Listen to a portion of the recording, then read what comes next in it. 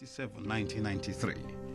He announced new elections for July 14, 1993, but the inordinate bickering among the political class, particularly within the leadership of both the SDP under Tony Aneni and NRC under Dr. Hamad Kusamatu, thwarted this prospect. In the narrative of the events, Shehu Musa Yaradua, a life of service, states, accusing those now intent on destroying bridges the Yaradua group had built, Yaradua said in his own words, "The Abiola issue has become the second largest industry in Nigeria, and most people have tried to cash in on it for their own reasons." Unquote. Today, as in the past 17 years since the June 12 saga, this assertion by General Shehu Yaradua has become apparent. Next was the issue of the interim government, an idea that did not originate from IBB. A meeting of SDP leaders, including General Yaradua, Alhaji Atiku Abubakar, Tony Aneni, Sule Lamido, Lateef Jakonde, was held at the Hilton Hotel Abuja to decide whether the SDP should contest fresh elections, which had been agreed to by the NRC. Professor A.B. Borishade was reported as saying thus: Jakonde tore off a piece of paper and wrote, "Why don't we try interim government?" He handed the paper to Sule Lamido. Abiola was to be fielded as SDP candidate in the new elections. According to Professor Borishade in an interview in September 1999, "We will present Abiola for election in February 1994, which would have been conducted under Chief Shonekon." The following day, the SDP and NRC executives went to meet Babangida. The NRC favored fresh elections. The SDP did not. Babangida said the parties had 48 hours to reach a common position.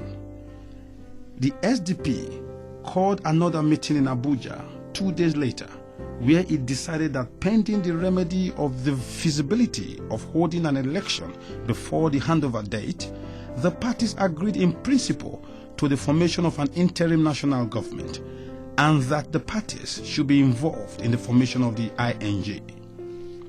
A few days later, at a meeting of 24 civilian delegates, 12 SDP and 12 NRC, and 9 military officers, the composition of the interim national government was crafted. The rest is history, as General Babangida, in line with his pledge to the nation to hand over to civilians, handed the reins of power on the appointed August 27 terminal date to Chief Ernest Shonekon. Sadly today, IBB is being held hostage and vilified by the political class, who were the principal actors of the June 12 melodrama. As a man of destiny, one not afraid to make decisions and take responsibility, IBB has risen the storm of June 12 with the candor and demeanor of the statesman and leader. Now, as 2011 elections approach, all those who played these roles will be brought to account. In spite of the pockets of isolated criticisms of IBB's tenure as president, not even his most ardent critic will doubt or deny that Babangida's footprints are etched in the sands of time. A peaceful palace coup had ousted the General Muhammadu Buhari regime on August 27, 1985, and Ibrahim Babangida took over as head of state. General Buhari and his deputy, Brigadier Tunde Idiagbon, ran a reputedly authoritarian regime with the Nigerian state under siege. Buhari had little response to the nation's economic problems as thousands of food queues formed all across the country. On taking over, IBB set to give Nigeria a new political direction. He set out to create a new society.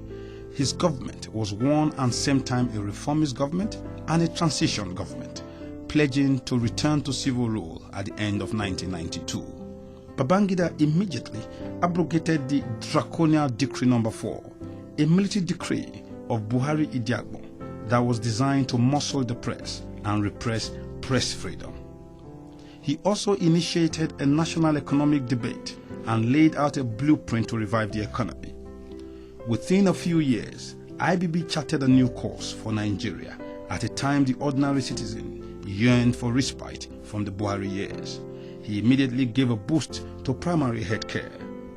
He liberalized the banking sector and established the People's Bank with the late welfarist Tai Sholari as chairman. He established the Federal Road Safety Corps with Nobel laureate Professor Wole Soyinka as chairman and Dr. Oluwagunloye as chief executive. IBB had enlisted the best of Nigeria's civil society in governance and charting a new course for Nigeria. Dr. Kalu Idika Kalu, Professor Jubril Aminu, Professor Aliu Babatunde Fafunwa, Professor Olikoye Ransom Kute, Dr. Iwanu Lukman, Olu Falaye, Professor Samuel Yowairi, and Professor Omo Omori, for whom he set up the Center for Democratic Studies, Nigeria's first reputed political think tank. Though there were muted criticisms on some of IBB's policies, time has shown them to be the masterstrokes of a sound strategist, thinker, leader, and visionary. On the other hand, the catastrophic failures, policy inconsistencies, and calamitous lack of direction of the last 11 years had reinforced the vision and propriety of IBB's policies even 17 years after leaving office. Though an orphan, IBB was focused on success, a living legend with friends across the political and religious divide, building a bridge across the geopolitical zones. An astute student of history, IBB initiated the creation of national political parties to break the genes of past political structures that were built mainly along ethnic and tribal lines. This trend had in the past thrown the nation into a quandary of recurrent and incessant ethnic tensions and violence. The Social Democratic Party SDP and the National Republican Convention NRC were parties based on ideology. The SDP was left of the center, while the NRC was right of the center. Serious electoral crimes and misdemeanors became a thing of the past as younger elements came up to form a new vanguard referred to as the new breed. Though 13 associations applied for registration as political parties, only 2 were allowed by law. The democracy takes its shape in this country. He has done his best because no administration will spend the money Babangida spent regards to set off of political activities in this country. An all-comers affair, everyone was a joiner. In the 2 political parties, you have a wide spectrum to be able to take the ideas of all kinds of people. That is why it is possible to have these differences, which could have been individual political parties, to fester within the broad spectrum of our party, and I believe the same in the SDP. 2011 presidential race. Dateline 2010. Ibrahim Babangida has entered the presidential race, taking a plunge into the murky waters of politics. Somebody has to get into that water and clean it. And this is what some of us are doing now. The curious might ask, what warrants IBB's present calling to return to Aso Villa? I left a lot of things that I thought we should bring it back in the country. The economy was good when we left. I left when the Naira was 22 to $1. It is 150 now.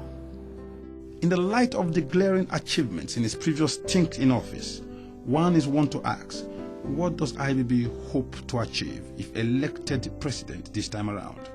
We open up the media, and virtually everybody has one media house or one media organization or the other. We liberalized it. There are areas that I think if we open them up, we will then achieve the same results like we did in the case of communications. Take power, for example. I think it's about time we started thinking of how to open it.